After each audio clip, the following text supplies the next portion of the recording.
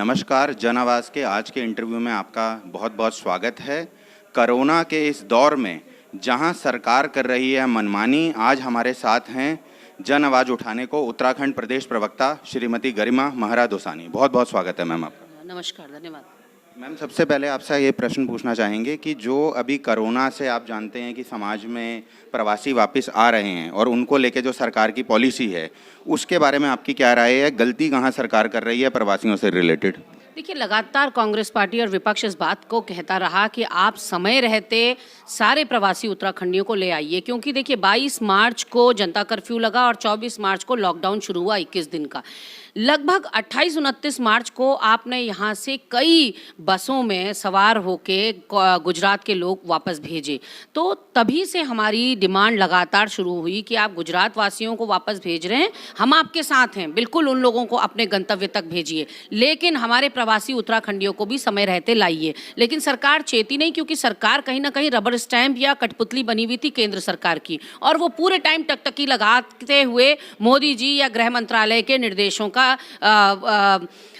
की तरफ बाट जोते रहे, और अपनी तरफ से उन्होंने कोई इनिशिएटिव नहीं लिया कि हमारे प्रवासी उत्तराखंडियों को वापस लाया जाए। तो ये काम आप संक्रमण होने से पहले कर सकते थे। अब आपने 29 अप्रैल के बाद कवायद शुरू करी, और मुझे लगता है कि 4 या 5 मई से लोगों ने यहाँ पर आवाजाही शुरू करी है, आपने लोगों को लाना शुरू किया है। तो तब तक तो संक्रमण पूरे प्रदेश में फैल चुका था, या पूरे प्रवासी उत्तराखंडियों में फैल चुका था। खुद स्वयं मुख्यमंत्री इस बात को कह रहे हैं कि प्रवासी जितने वापस आ रहे हैं, लगभग 1.5-2 लाख आप ला चुके हैं, इनमें से 25,000 संक्रमित होंगे। तो आप समय रहते अगर स्टेप्स ले लेते, ये केंद्र सरकार ने जो गलती करी वही आपने रिपीट करी। केंद्र सरकार ने अभी जो लॉकडाउन है वो मार्च के महीने में लगाया, जबकि ये बीमारी दस्तक दिसंबर में दे चुकी थी।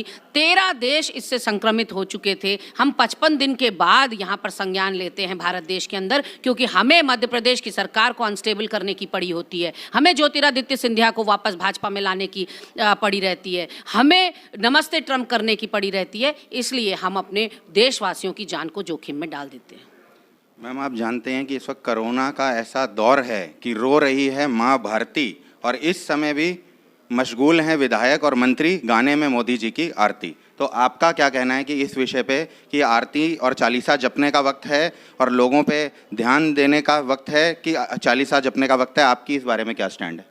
देखिए, इससे निंदनीय और कोई कृत्य हो नहीं सकता। पहली बात तो ये कि हिंदू सनातन धर्म का इसमें अपमान होता है। एक इंसान को आपने भगवान का दर्जा दे दिया, हमारे देवी देवताओं का दर्जा दे दिया, जो कि नाकाबिले बर्दाश्त है। और दूसरी तरफ टाइमिंग देखिए आप, लोग सड़कों पर मर रहे हैं, मजदूरों के पास छत नहीं है, खाने को नहीं है, प्रसव कर रही हैं हमारी मातृशक्ति सड़कों पर, और इनके मंत्रियों को और विधायकों को मोदी चालीसा गाने की पड़ी हुई है। राहत कार्यों में अगर आप लोग जुटते तो शायद आपकी बेहतर तारीफ होती, या आप लोग अपनी जिम्मेदारी का बेहतर निर्वहन करते। लेकिन आप जो लगातार इस तरह से मोदी चालीसा में लीन हो रहे हैं, उससे कहीं ना कहीं आपने हिंदू धर्म का ही अपमान नहीं किया, आपने उस जनता का भी अपमान किया जिसने आपको प्रचंड बहुमत देकर यहाँ पर 57 का बहुमत देकर चुना था।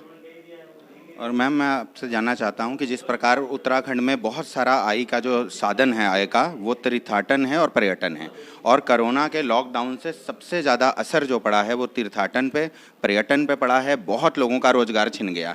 तो आपका क्या विश्लेषण है और आपकी सरकार को क्या सुझाव है जिससे इतने जो लोगों को खोया हुआ रोजगार है, जो लोगों को आज वंचित हो गए हैं अपने रोजगार से, सरकार ऐसे क्या स्टेप्स उठाए कि उनकी जो आय है, कुछ साधन उपलब्ध हो पाए, वो अपनी आजीविका जी पाएँ? देखिए, उत्तराखंड की तो रीढ़ ही पर्यटन है, चाहे धार्मिक पर्यटन हो, स्वास्थ्य पर्यटन हो, साहसिक पर्यटन हो, हर तरह से यहाँ पर कई लाख लोग, लगभग 13 से 14 लाख लोग यहाँ पर्यटन से जुड़े हुए हैं।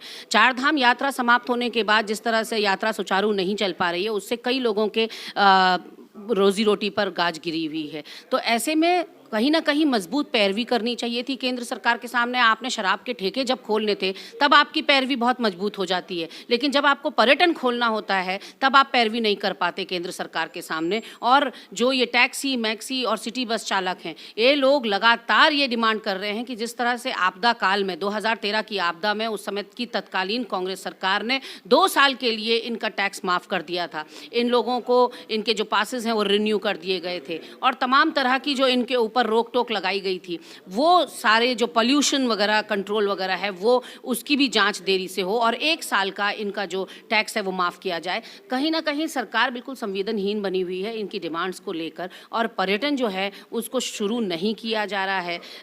जो धार्मिक स्थल हैं वो बंद किए गए हैं। ऐसा लगता है गोया केवल जो कोरोना है वो धार्मिक स्थलों में जाकर तो फैल जाएगा, लेकिन शराब के ठेकों से नहीं, खनन के कारोबारी से नहीं ये होगा। तो सरकार के फैसले जो हैं बहुत अनप्रैक्टिकल हैं और कहीं से कहीं तक लोगों को फ़ायदा पहुंचाने वाले नहीं हैं और लगता भी नहीं है कि राज्य सरकार की कोई मंशा लोगों को फ़ायदा पहुंचाने की है।